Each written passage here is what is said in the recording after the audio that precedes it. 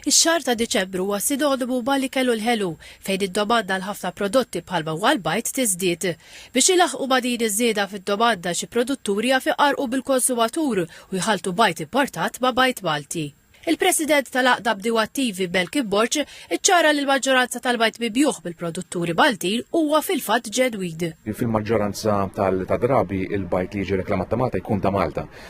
Però f'ċertu ċirkustanzi u ċertu produtturi sfortunatament jagħmlu iġibu bajt minn barra u jippakkeġġjawh fil-packaging tagħhom. Possibilment każ ta' din ix-xorta der fuq il-midja soċjali fl-aħħar jiem fejn konsumatur li xtara bajt bit-tikketta ta' razzett Malti sab li ħafna mill-bajt ma kellux kodiċi stampat skont ir-regolamenti waqt li xi bajt ieħor fl-istess kartuna kellu l-kodiċi tal-Ukrajna. Konsumatur jista' jinduna fuq kull bajda hemm timbru.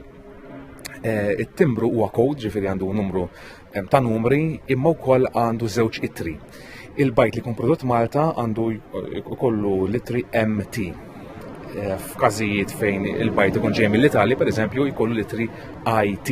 Dan it-tip ta' frodi tal-ikel jolqot ħażin mhux biss li raħala ġenwini li jippruvaw ilaħqu mad-domanda bit-tiġiġ tagħhom iżda wkoll il-konsumatur. Il-prodott ta' Malta huwa dejjem ħafna iktar frisk kwalunkwe prodott li nitkellmu fuq fl-ikel, ġifieri il-bajt li jkun ġej minn barra ġifieri jkun prodott ġranet jew ġimgħat ilu u allura il-freskezza tal-prodott Malti hija dejjem ħafna iktar għolja minn prodott li jkun importat. Il-konsumatur li jiltaqa' ma' frodi tal-ikel għandu jirrapporta lill-Awtorità għas-Sigurtà tal-Ikel li hija l-entità li tinvestiga każijiet bħal dawn.